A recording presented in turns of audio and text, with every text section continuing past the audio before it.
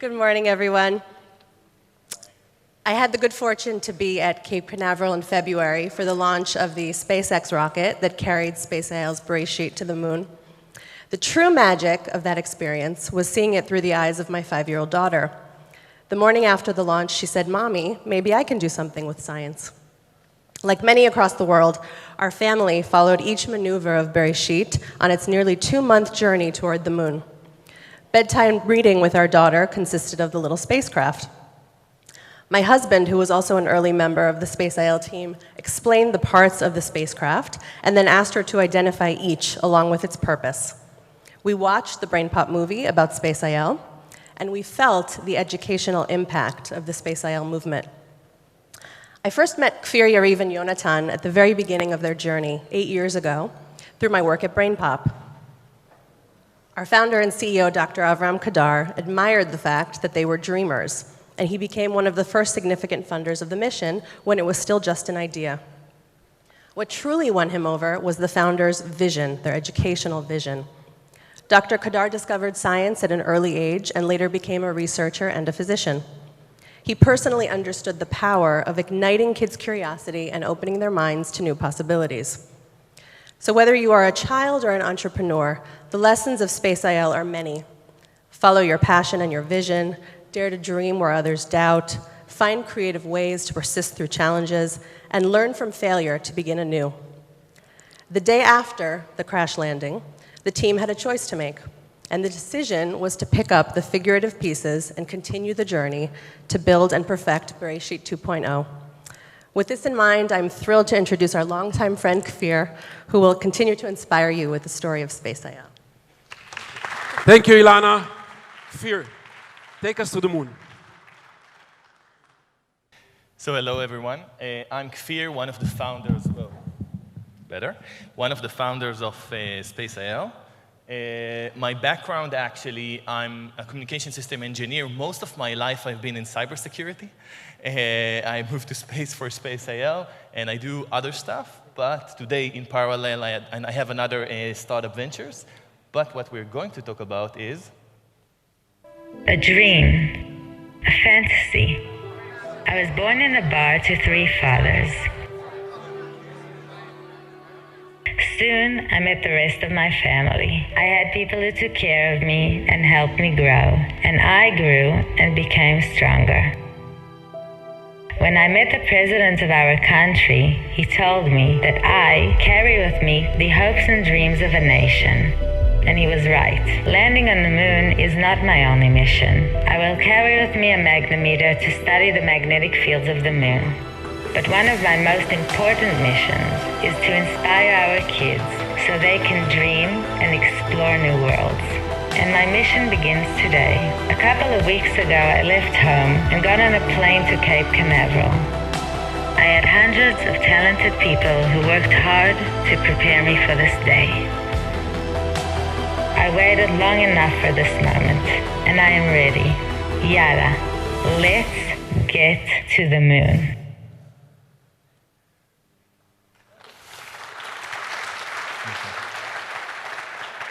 I like to say that for me, SpaceIL, as I said, I'm not from the space area. It actually started on Facebook. A friend of mine called Yariv, we were like Facebook friends. We didn't know each other too much back then. But he wrote, "Who wants to go to the moon?" I immediately answer, "If you're serious, I'm in." And this is how it started. In November 2010, we heard about an international competition to land an unmanned private spacecraft on the moon. And we met, the 3 of us, Yariv, Yonatan, and myself, 3 engineers in a bar. Sounds like a joke, but that's what's actually happened. And thinking about how to build a spacecraft, again, sounds like a joke, but that's reality. And those pages, the actual pages we actually wrote when we sat down in the bar in Hulon. On the right, you can see the timeline. We plan to be on the moon by the end of 2012. Okay, you can see smiley there in the end. And the other page, we calculated how much fuel we need in order to get to the moon. Basically, we looked at a smartphone and we said, all the electronics that we need is here. We have a computer here, communication system, battery, sensor, everything basically is here. The only thing that is missing is fuel, and the calculation showed that it's 1 to 4. So for every kilo we want to take with us to the moon, we need 4 kilos of fuel. This is less than a kilo, 200 grams. 200 times 4. With that together, it's around a kilo, everything together. We said 5 kilos, the size of a Coke bottle. That was the initial design.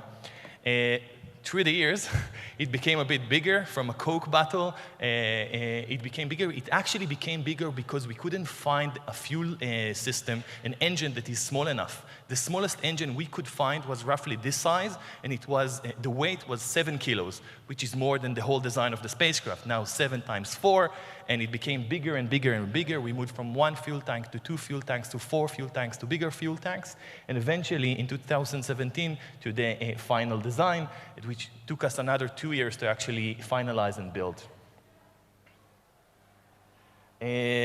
But if you look at the design of the spacecraft, basically, it's the same concept. We need a really small amount of electronics and a lot of fuel, and the fuel tanks and what holding them together, that's most of the spacecraft.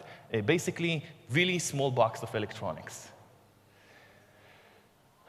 So it took us a long time, but we managed to actually construct the spacecraft. And I will tell you that it's not just that the spacecraft became bigger. Also, the team became bigger. From 3 guys sitting in a bar, we moved to a group of volunteers, and eventually 40 full-time employees in SpaceIL, 40 full-time employees in IAI. Those you cannot see their faces are from the Israeli Aerospace Industries, and a few more people in the Weizmann Institute, all working together, amazing engineers, 14 different types of engineering disciplines working together to make it happen. A lot of sponsors along the way, the Israeli Aerospace Industries, the Israeli Space Agency, donors, of course, Maurice Kahn and the Edelson family, our biggest donors, but many more, partners, and many others that joined in. So it took us a lot of time. We've built the spacecraft. We started testing it. There were a lot of testing before you send it into space because it must work on the first time. Before we actually shipped it to the state, we added 2 things. One is a time capsule holding 50,000 books in 37 languages, holding images of kids that we gave lecture to, blessing that they sent us, symbols of Israel, everything together, all the time capsules. And those who prepared the time capsule said that we believe right now it actually survived on the moon with all those blessings and images of the kids. And we took with us also a scientific experiment, a magnetometer to study the magnetic field of the moon, which actually worked during the landing. And right now we're analyzing all the data that we received. But eventually we packed it. And this image, working. We packed it, we took it into the airplane, which is, again, something really different than what other countries are doing. I'll use this moment to say that we're not just the first Israeli spacecraft, we're also the first private organization to actually launch a spacecraft to the moon. And this image seems logical, but from people from the space industry, that's really strange, because usually when you build a spacecraft and you're a country, you have your own air force. So you take one of the airplane, which will take your spacecraft, but we actually use the commercial launcher. Some people say it had also oranges inside. As far as I know, it was medicine, but we took the spacecraft, a $100 million project, to the States, and it actually stopped along the way in Europe, dropped something from the airplane, and then continue, something that is not, people in the space industries are not thinking as logical. We got to Cape Canaveral, we connected it on top of an Indonesian satellite. We got to the launch. I also had the opportunity to be there with my kids, and everything is dark, and then the rocket starts its engine, everything is with light. the rocket flies up, and then everything moves actually to Israel, to the control room, all the action. So we were there with our phones trying to see what's happening.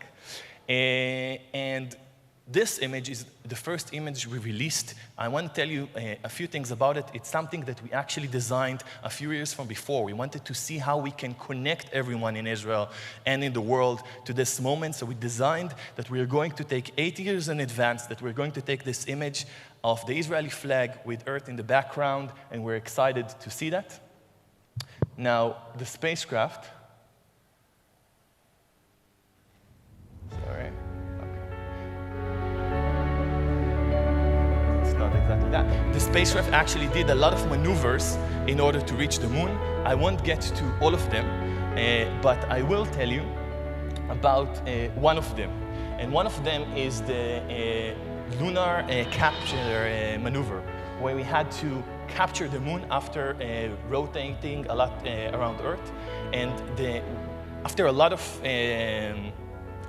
after a lot of time that we rotated around Earth, we actually got to the point that we reached the moon. The moon pulled us so strong that it actually pulled us more than this escape velocity from the moon, which means that we haven't stopped when we reach the moon. It would just throw us to the middle of the solar system, and the mission will be gone.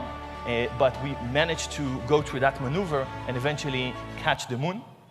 And these two images, this and this one, we're taking, sorry. That image was taken, and sorry for the slides, but this image is the first image we actually got from the moon. We were super excited. And this one, people think that's the sun in the background. That's actually Earth. So we got to the moon. We still had another week to rotate around the moon until we get to the right time for the landing site.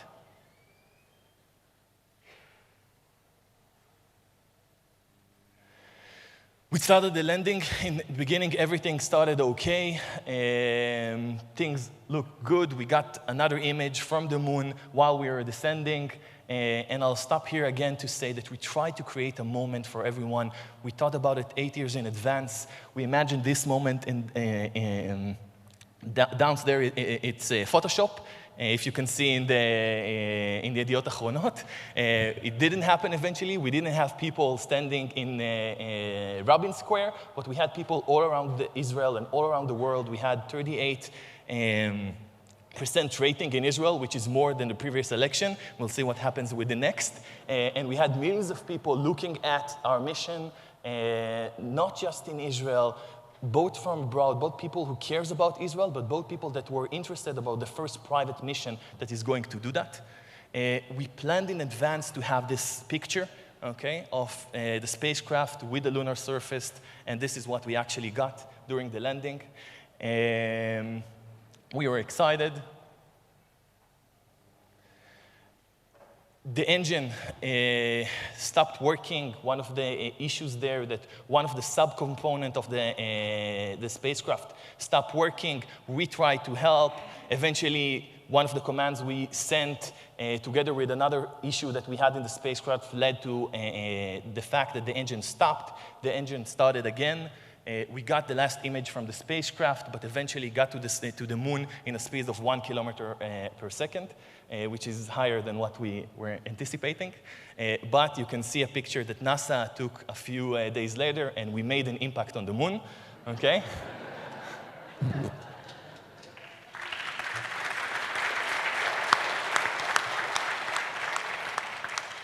We got a lot of reactions from all around the world, from the head of NASA, the previous head of NASA, Buzz Aldrin, a lot of people that were excited. But this moment is another thing that we were working for, to inspire those kids, not just from the fact that Israel is able to do that, but also that there is a lot of science and technology behind it. This is why we have been working the last 8.5 years to get to those kids. We had hundreds of volunteers, and we've met more than 1 million kids in Israel. We've done partnership where the kids could actually try to tackle challenges that we tackle ourselves. We worked with BrainPop to produce materials that younger kids can also understand what this mission is all about. we invented something called educational marketing. We said that eventually what we're trying is to market STEM education. We're trying to show to our work that science can be cool, can be exciting.